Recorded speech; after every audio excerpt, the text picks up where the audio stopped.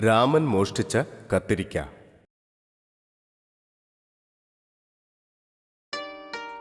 കൃഷ്ണദേവരായർ തന്റെ തോട്ടത്തിൽ ഒരു പുതിയ തരം വിത്തില്ലാത്ത കത്തിരിക്ക വളർത്തി വന്നു.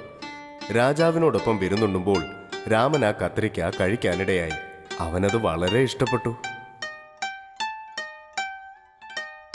ഇന്ന് രാജാവിനോടൊപ്പം വിരുന്നുണ്ണുമ്പോൾ വിത്തില്ലാത്ത കത്തിരിക്ക കറി കഴിച്ചു. നല്ല രുചിയുണ്ടായിരുന്നു. എന്ത്? വിത്തില്ലാത്ത കത്തിരിക്കയോ? അത് കൊള്ളാമല്ലോ. എനിക്കും കുറച്ച് എടുത്തോണ്ട് വരാമോ? അത് പറ്റില്ലല്ലോ. രാജാവ് അദ്ദേഹത്തിന്റെ തോട്ടത്തിൽ വളർത്തുന്നതല്ലേ. ആ തോട്ടക്കാരൻ ആരെയും പറിക്കാൻ അനുവദിക്കില്ല. എന്നാലും രാമൻ തന്റെ ഭാര്യയെ സന്തോഷിപ്പിക്കാൻ ആഗ്രഹിച്ചു. അതുകൊണ്ട് രാമൻ കുറേ കത്തിരിക്ക മോഷ്ടിച്ചു കൊണ്ടുവന്നു.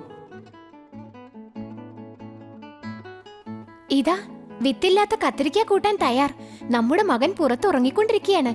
അവനെ ഉണർത്തി കൂട്ടിക്കൊണ്ടുവരൂ. എല്ലാവരും ഒരുമിച്ചിരുന്ന് കഴിക്കാം.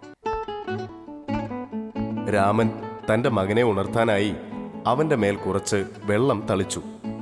ആ, എന്താ ഇത്? മഴ പെയ്യുന്നല്ലോ. അടുത്ത ദിവസം കത്തിരിക്ക മോഷണം പോയ വിവരം രാജാവ് അറിഞ്ഞു. അദ്ദേഹം രാമനെ സംശയിച്ചു. കുട്ടികൾ നുണ പറയില്ല എന്നുള്ളതുകൊണ്ട് രാമന്റെ മകനെ കൂട്ടിക്കൊണ്ടുവരാൻ ആജ്ഞാപിച്ചു. മോനെ, ഇന്നലെ നീ കത്തിരിക്ക കറി കഴിച്ചോ?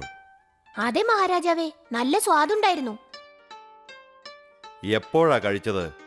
ഇന്നലെ രാത്രി ഞാൻ ഉറങ്ങിക്കൊണ്ടിരിക്കുമ്പോ പെട്ടെന്ന് മഴ പെയ്തു. അപ്പോഴാണ് കത്തിരിക്ക കറി കഴിച്ചത്.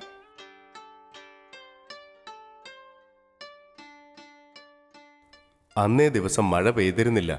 അതുകൊണ്ട് രാജാവിന് രാമന്റെ മേലുള്ള സംശയം നീങ്ങി.